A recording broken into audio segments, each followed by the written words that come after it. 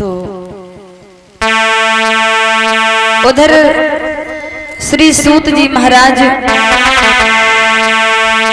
शौनकादि ऋषियों को समझाते हुए आगे बोले हैं कि हे ऋषियों, जब धुंधुकारी गलत मार्ग पर चलने लगा है और गलत मार्ग पर जब चला है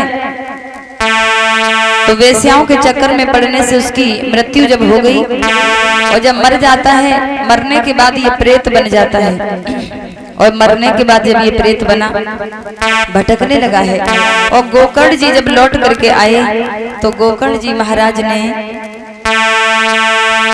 जब घर में अंदर जा करके लेटे हैं तो कभी भैंसे का रूप बनाकर कभी सूकर का रूप बना करके सामने आने लगा। तो गोकर्ण पूछने लगे हैं कि भाई तू कौन है और इस तरीका से हमको डराने की कोशिश क्यों कर रहा है।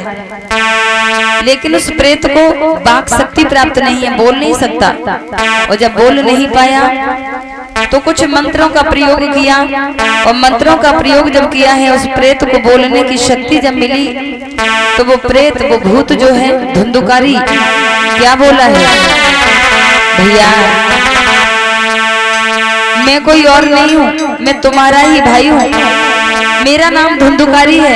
गोकर्ण कहने लगे ऐसा कैसे हो सकता है, तुम मेरे भाई नहीं हो सकते, मेरे भाई की ये दुर्दशा नहीं हो सकती। कि लाओ तिल भर खाओ सिल भर तो घर में अन्न न जुड़ता है।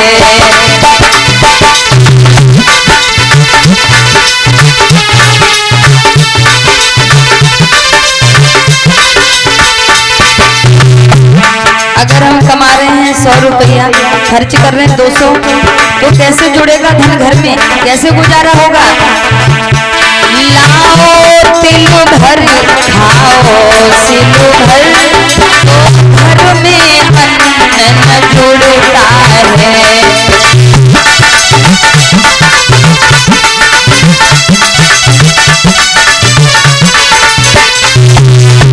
और तंत्रों से व्याधि न टलती है, फूंक से पहाड़ न उड़ता है।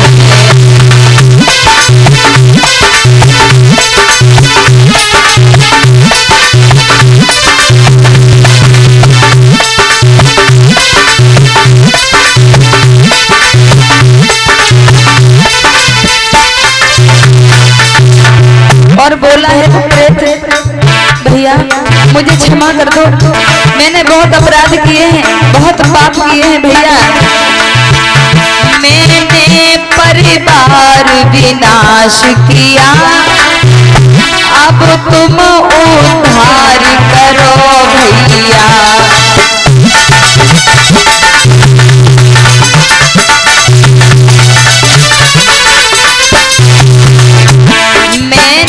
परिवार विनाश किया, अब तुम उद्धार करो भैया। भैया का भैया डूब रहा ये नैया पार करो भैया।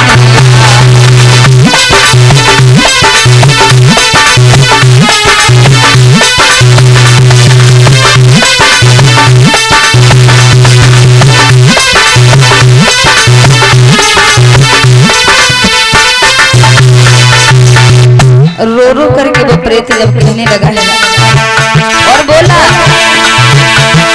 भैया वो धर्म की अदालत है, वो भगवान की न्यायशाला है और वहाँ न्याय होता है, वहाँ किसी प्रकार की कोई रिश्वत नहीं चलती। मैंने परिवार विनाश किया, तुम उद्धार करो भैया। भैया का भैया डूब रहा ये नैया पार करो भैया।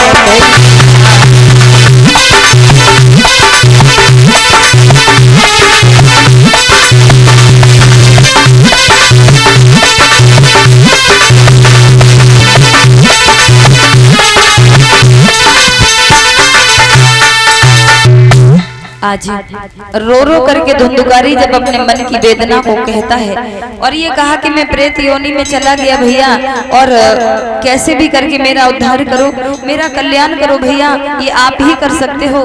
तो इतनी बात कह के वो प्रेत जब चला गया, अदृश्य हो गया वहां से, गोकर्ण जी को सारी रात हो गई, नींद नहीं आई।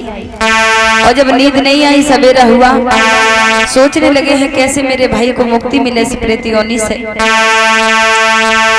कई ऋषियों से मिले, क्या करें, ऐसी कौन सी पूजा करें, कौन सा पाठ करें, कौन सा अनुष्ठान करें जिससे भाई का उद्धार हो जाए।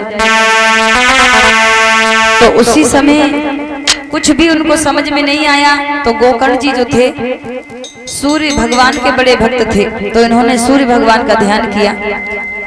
और सूर्य भगवान का जब ध्यान किया है तो इनको सूर्य भगवान से प्रेरणा मिली और ये कहा कि गोकर्ण जी आप ऐसा करो, अपने घर में कथा करवाओ, श्रीमद् भागवत कथा का आयोजन करो। अगर अपने भाई को मुक्त करना चाहते हो तो श्रीमद् भागवत कथा कीजिए और अपने भैया को कथा सुनाओ। और कोई ऐसा उपाय नहीं और कोई ऐसा साधन नहीं जिससे तुम्हारे भाई को मुक्ति मिल सके, कोई ऐसी पूजा पाठ नहीं है। और अगर कथा सुन ली तो तुम्हारा भाई मुक्त हो सकता है। तो गोकर्ण जो थे भागवत कथा के बहुत अच्छे वक्ता थे, बहुत बड़े विद्वान थे, तो उन्होंने अपने गांव में कथा रखी। बड़ा ही सुंदर पांडाल लगवाया, बड़ी सुंदर व्यास गद्दी बनाई और बड़े सुंदर आयोजन के साथ उस कथा को जब रखा है। और धुंधुकारी को कथा सुनने के लिए उसी पांडाल के पास में थोड़ी ही दूरी पर एक 7 गांठों वाला बांस गाड़ा गया। एक वो बांस जिसमें 7 गांठें थी।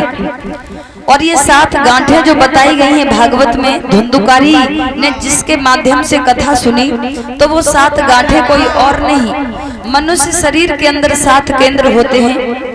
कुंडलिनी शक्ति जो होती है इन चक्रों का वेदन करती है और तब जीवात्मा का मिलन परमात्मा से होता है। योगियों की भाषा की अगर बात की जाए तो कथा जब होने लगी, पहले दिन की कथा सुनी धुंधुकारी ने उस बांस के माध्यम से, तो उस बांस की एक गांठ चटक जाती है। बोलिए गोविंद भगवान की। एक गांठ चटक गई।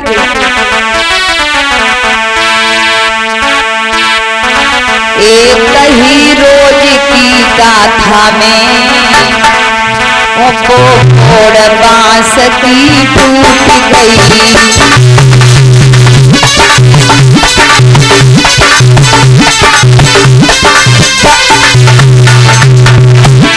पहले दिन की कथा सुनी, उस बांस की एक गांठ चटक जाती है, अर्थात कुंडलिनी शक्ति एक चक्र का वेदन कर लेती है।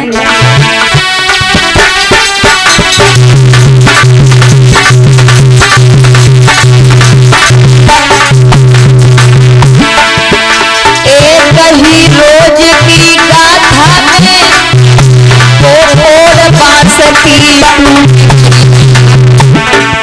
या कहिए इतने में ही वो बात करब की छूट गई।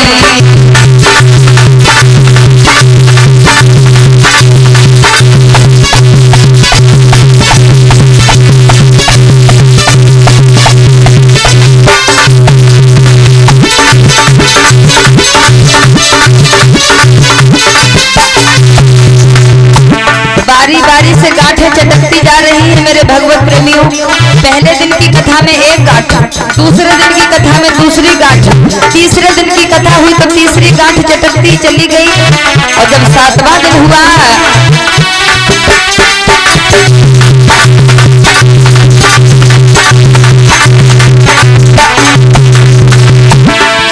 विधि पूर्वक जब 7वें दिवस पूरा सप्ताह विधान हुआ, तो 7 गांठें चटक गई, उस पापी का निर्वाण हुआ।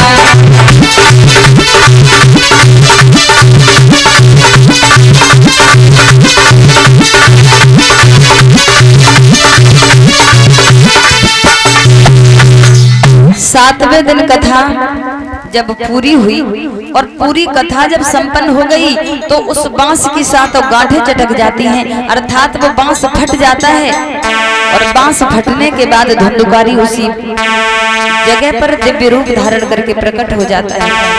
बोलिए श्रीमद् भागवत महापुराण की। धुंधुकारी का इस तरीका से कथा सुनने से कल्याण हो जाता है। बड़ी महिमा है इस कथा की। इस कथा को जो प्रेम से सुनता है, अपने जीवन में ढालता है, उसका कल्याण अवश्य होता है। और कथा जो है ना, ये गंगा है, एक गंगा है जिसके जल में हम लोग स्नान करते हैं। उस गंगा में नहाने से कहते हैं कि पाप धुल जाते हैं। तो उस गंगा में अगर नहाएंगे तो केवल हमारे शरीर का मैल दूर हो सकता है, हमारे मन की गंदगी उस गंगा में नहाने से दूर नहीं हो सकती। मन की गंदगी को दूर करना है तो कथा को इस भागवती गंगा में स्नान करना होगा। वो गोमुख से प्रकट हुई है और ये गोविंद मुख से प्रकट हुई है। तो इस गंगा में जो गोते लगाएगा, उस गंगा में नहाते हैं। ज्यादा गहरे में चले गए तो गड़बड़ भी हो सकती है। हाँ, और इस गंगा में जितने ज्यादा गहरे में जाएंगे उतना ही आनंद आएगा, बहुत अच्छा लगेगा। तो हम सभी इस ज्ञान गंगा में गोते लगाने के लिए आए हैं और हर दिन गोते लगाएंगे इस गंगा में। आलसी नहीं बनना है। और बहुत सारे भैया लोग, माताएं, बहनें हमारी घर में बैठी होंगी, सोच रही होंगी गर्मी इतनी ज्यादा पड़ रही है, काहे को फालतू में हुन जाओ। आलस से हावी हो जाता है हमारे ऊपर। ये ज्ञान गंगा में नहाने का रोज रोज मौका नहीं मिलता है। ये तो बड़े भाग्य हैं हम और आप सबके, जो आपके इस गांव में ये गंगा प्रवाहित हो रही है, तो इसमें डुबकी जरूर लगाएं। मैं सबसे यही कहूंगी, ये ज्ञान गंगा नहाले मन में, ज्ञान गंगा नहाले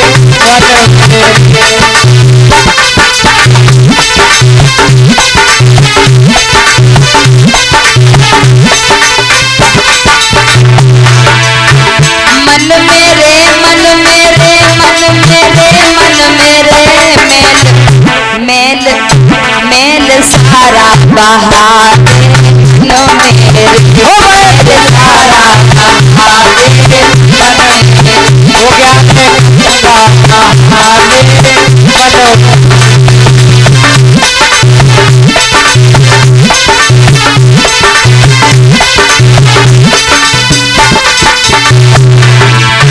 भगवान की कृपा होती है, उनकी दया होती है, तभी ये कथा मिलती है। ये कथा हर किसी के नसीब में नहीं होती, जिसका भाग्य अच्छा है उसे ही मिल पाती है ये कथा।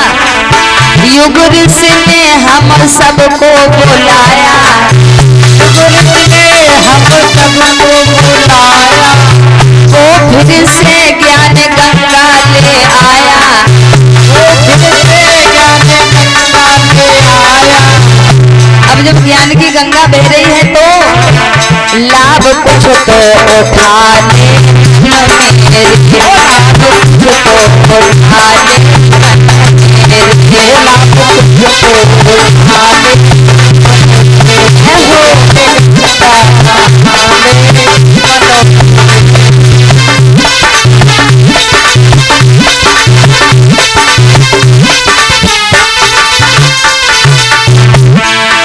आलस नहीं करना है। मन मेरे आलस में मत पड़ जाना, मेरे आलस में मत पड़ जाना, रे मनुआ आलस में मत रुक जाना, मनुआ आलस में मत रुक जाना। धन्य जीवन बना ले, धन्य जीवन बना ले, हो जाते जीवन बना ले।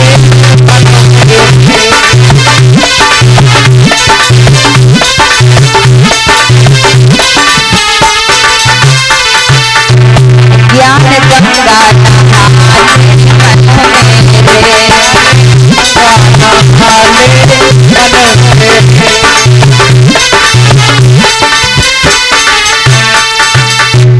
तो श्रीमद् भागवत कथा के सुनने से धुंधुकारी प्रेत का उद्धार हो जाता है। और जब धुंधुकारी के लिए विमान आया और विमान में बैठ करके धुंधुकारी भगवान के परम धाम को चला जाता है।